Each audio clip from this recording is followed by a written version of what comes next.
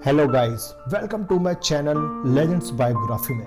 दोस्तों, आप सबने कई सारे लोगों को वर्ल्ड रिकॉर्ड बनाते हुए देखा होगा। इसी भीड़ में से मैं एक शख्स की बायोग्राफी लाया हूँ।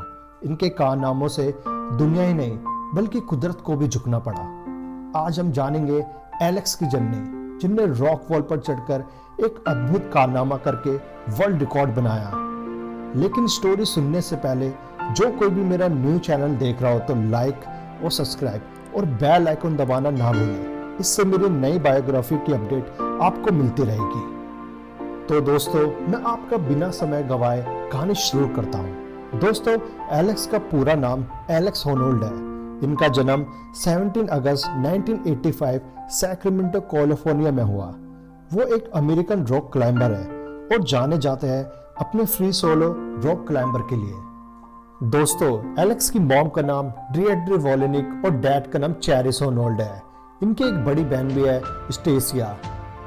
अगर बात करें इनकी एजुकेशन की, इन्होंने मीरा लांबा हाई स्कूल से पढ़ाई कंप्लीट की और 2003 में यूनिवर्सिटी ऑफ कैलिफोर्निया ब्रैकली में सिविल इंजीनियरिंग की स्टडी के लिए अपने आप को बेहतर बनाया। एलेक्स ने 5 साल की उम्र से ही क्लाइंबिंग करना शुरू कर दिया था और वो 10 साल की उम्र तक प्रोफेशनल बन गए थे।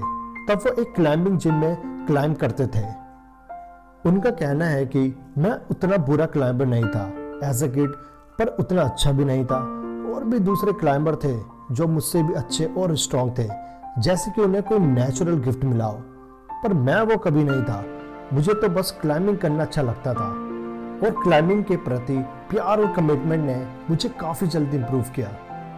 कॉलेज के फर्स्ट ईयर के दौरान उनके पेरेंट्स का डिवोर्स हो गया और 2004 में एलेक्स के डैड की हार्ट अटैक की वजह से उनकी डेथ हो गई। एलेक्स के डैड के गुजरने के बाद उनकी मॉम ने उन्हें अपने ड्रीम्स को परस्यू करने के लिए कहा।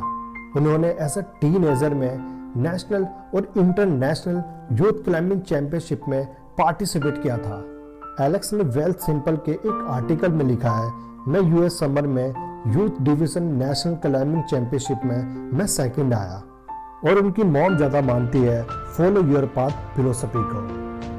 मैंने स्टडी को बीच में ही छोड़ के ट्रेन और वर्ल्ड यूथ चैंपियनशिप में क्लाइंब के लिए स्कॉटलैंड चला गया और फिर कभी जिंदगी में पीछे मुड़ के नहीं देखा। उनकी जिंदगी में भी काफ़ी ऊंचे नीचे पड़ाव रहे हैं। उनकी आधी जर्नी सुन के ही ये दिख रहा है उन्होंने स्टार्टिंग से ही क्लाइंबिंग का अपने माइंड में एक गोल बना रखा था। एलेक्स के पेरेंट्स प्रोफेसर थे। कॉलेज छोड़ने के बाद एलेक्स के पास उतने पैसे नहीं थे कि वो एक घर ले सके, इसलिए वो अपनी मॉम की मिनी वैन में रहने लगे और उसी वैन से इधर उधर ट्रैवल करने लगे। पर उनका रास्ता शायद उतना आसान नहीं था, क्योंकि कुछ टाइम बाद उनकी वैन खराब हो गई और पैसे ना होने की वजह से उन्हें टेंट में रहना पड़ा। फिर 2007 में उन्होंने कुछ पैसे इकट्ठा करके एक मिनी वैन खरीदी और वो उनका घर बन गया। अब बात करते हैं उनके स्ट्रगल और अचीवमेंट्स की। 2006 एलेक्स होनोल्ड के बारे में किसी ने भी नहीं सुना था और वो क्लाइंबर की दुनिया में मशहूर भी नहीं थे। एलेक्स ने 2007 में एक दिन योसेमाइट्स एस्ट्रोमैन और द रोस्ट रूम पर फ्री सोलो किया। फ्री सोलो का मीनिंग होता है अकेले चढ़ाई करना, बिना किसी हेल्प के और न ही किसी इक्विपमेंट के, मतलब एक गलती और सीधा मौत। फ्री सोलो करने के बाद धीरे धीरे लोग उन्हें जानने लगे। एलेक्स के लिए इतना काफ़ी नहीं था। एलेक्स ने 1 साल के बाद यानी 2008 में जोन्स मूनलाइट बोटरेस पर फ्री सोलो किया, जिसकी हाइट 1200 फीट है। मैं आपको बता दूं, मूनलाइट बोटरेस जोन नेशनल पार्क उत्तर यूएस में लोकेटेड है। इस चढ़ाई की सूचना लोगों को 1 अप्रैल को मिली और कई दिनों तक लोगों को लगा कि ये एक फेक न्यूज़ है। उसके बाद भी एलेक्स रुके नहीं। 5 मंथ बाद एलेक्स ने एक अद्भुत कदम उठाया और फ्री सोलो किया regular north west face of Half Dome, जिसकी हाइट 2000 फीट है। उन्होंने वहां भी किसी इक्विपमेंट के बिना ही फ्री सोलो किया। इनका ये कारनामा देख के पीटर क्राफ्ट, जो एक टाइम के फेमस रॉक क्लाइंबर थे, उन्होंने कहा कि ये एलेक्स होनोल्ड की अब तक की सबसे अद्भुत चढ़ाई थी। आप यकीन नहीं मानोगे, इसके बाद भी उन्हें पहचान नहीं मिली। उन्होंने मेन स्ट्रीम यानी कि मुख्य द्वार की पहचान तब मिली जब 2008 के regular north face of Half Dome पर उनकी चढ़ाई को फिल्म में दर्शाया गया और फिल्म का नाम था अलोन ऑन द वेल। और इतना ही नहीं, 1 घंटे के एक इंटरव्यू ने उन्हें फेमस कर दिया। जो लोग रॉक क्लाइंबिंग के बारे में नहीं जानते थे, अब वो लोग भी एलेक्स होनोल्ड के बारे में जानने लगे। फिर 2011 में एलेक्स और हैंस फ्लोरिन, जो कि एक अमेरिकन रॉक क्लाइंबर है, उन्होंने the nose route on Yosemite's El Capitan पर एक न्यू टाइम रिकॉर्ड सेट करने की कोशिश की, लेकिन वो 45 सेकंड से चूक गए। उस टाइम योसेमिट्स एल कैपिटन की चढ़ाई का रिकॉर्ड 2 घंटे 36 मिनट 45 सेकंड का था, जो डीन पोर्टन और स्केल लैडी ने नवंबर 2010 में सेट किया था। पर उन्होंने फिर भी हार नहीं मानी और फिर एक बार एलेक्स और फ्लोरिन ने एक न्यू रिकॉर्ड सेट किया, 2 घंटे 23 मिनट 46 सेकंड का, और वो भी सेम रूट पर। फिर भी एलेक्स कहाँ रुकने वाले थे। उन्होंने 3 जून 2017 को पहला फ्री सोलो किया एल कैपिटन पर, जिसकी हाइट 29 फीट थी। पर इस बार फ्री राइड रूट से चढ़ के उन्होंने चढ़ाई कंप्लीट की 3 घंटे 56 मिनट में। एल कैपिटन का free rider route nose route के मुकाबले लॉन्ग और मुश्किल रूट है। एल कैपिटन का नोस रूट इजी माना जाता है और ज़्यादातर रॉक क्लाइंबर इसी रूट को ही प्रिपेयर करते हैं। इस फीट को one of the great athlete कारनामों के रूप में डिस्क्राइब किया है। क्लाइंबर और फोटोग्राफर जिम्मी चैन और फिल्म मेकर ईचन वेजन हैली ने इस पर एक डॉक्यूमेंट्री फिल्म भी बनाई है, जिसका नाम है फ्री सोलो। इस फिल्म को बुक अवार्ड के साथ academy award for best documentary का अवार्ड भी मिला। इतना ही नहीं, एलेक्स ने एल कैपिटन के साथ नोस रूट पर चढ़ाई के अपने रिकॉर्ड को तोड़कर एक नया रिकॉर्ड बनाया। जून 6, 2018 में एलेक्स ने टॉमी कोल्डवेल के साथ टीम अप किया और 3000 फीट की चढ़ाई को 1 घंटे 58 मिनट 7 सेकंड में कंप्लीट किया।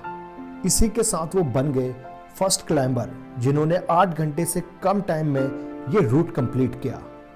उनकी कामयाबी को देख के 2021 में नेशनल ज्योग्राफी चैनल ने उन्हें साइन किया और उसी साल एलेक्स ने क्लाइंबर के ऊपर पॉडकास्ट स्टार्ट किया।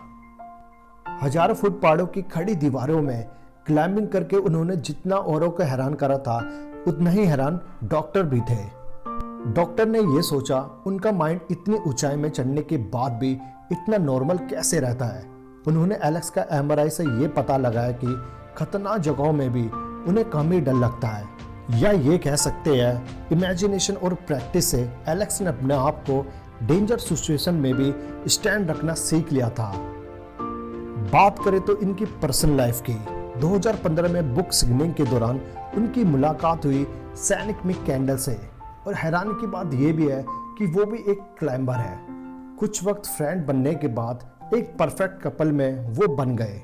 कुछ टाइम बाद 13 सितंबर 2020 में, मतलब कि 5 साल बाद, इंस्टाग्राम के थ्रू अपनी शादी की न्यूज़ अनाउंस की। एलेक्स अपने Oscar winning documentary free solo के लिए बहुत फेमस है।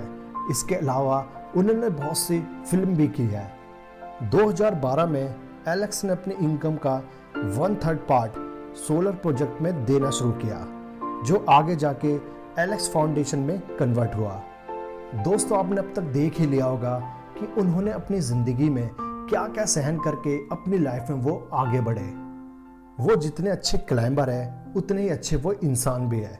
उन्होंने कई सारे मजबूर लोगों की मदद की और कमज़ोर लोगों को मोटिवेट करके उनको आगे बढ़ाया। उनका लोगों के लिए बस यही मैसेज था, उनका मिशन यही था कि पूरी दुनिया में सोलर एनर्जी को बढ़ावा देना, और ये सपना भी उनका सच हुआ। कई सारे लोग उन्हें देख के मोटिवेट हुए और हर इंसान आज के टाइम पे क्लाइंबिंग करना चाहता है। तो गाइस, आज की कहानी हमारी यहीं ख़त्म होती है। अगर ये कहानी आपको अच्छी लगे तो कमेंट जरूर कीजिएगा। तो मेरे साथ ऐसे जुड़े रहिए, मैं आपके लिए लाता रहूँगा एक से एक motivation stories legends biography channel में। जल्दी से लाइक, सब्सक्राइब और ज़्यादा से ज़्यादा शेयर कीजिए। अब मैं आपको मिलता हूँ अगली बायोग्राफी में। तब तक के लिए good bye and take care.